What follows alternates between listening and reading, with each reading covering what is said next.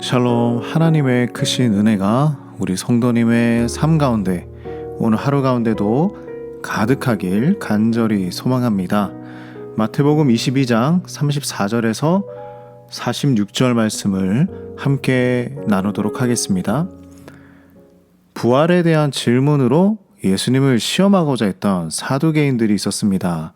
그들의 시도는 실패했죠.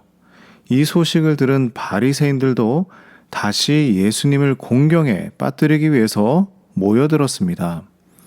오늘 그들 중에 한 율법사가 예수님에게 질문하는 장면이죠. 우리가 살고 있는 이 세상이 이것과 같습니다. 우리의 믿음을 흔들기 위해서 집요하게 공격하는 거예요. 한 번의 시험이 끝나면 그 다음의 시험이 찾아옵니다.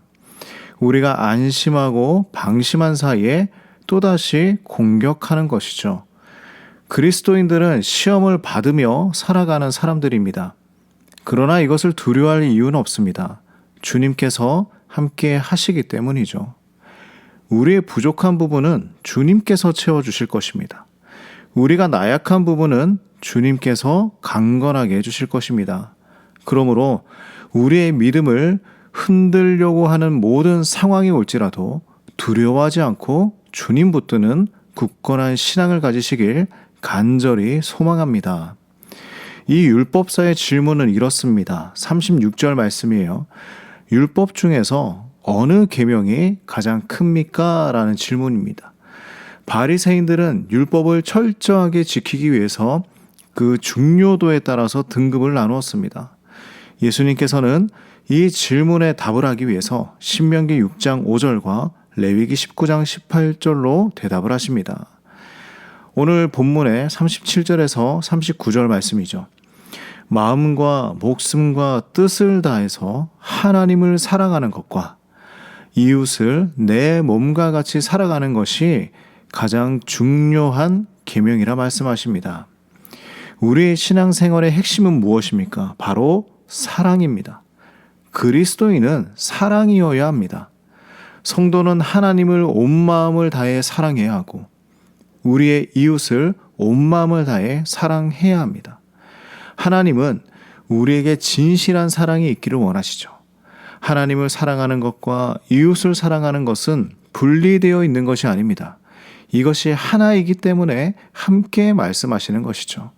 하나님을 사랑하는 사람이 이웃을 사랑할 수 있고 이웃을 사랑하는 사람이 하나님을 사랑할 수 있는 것이죠.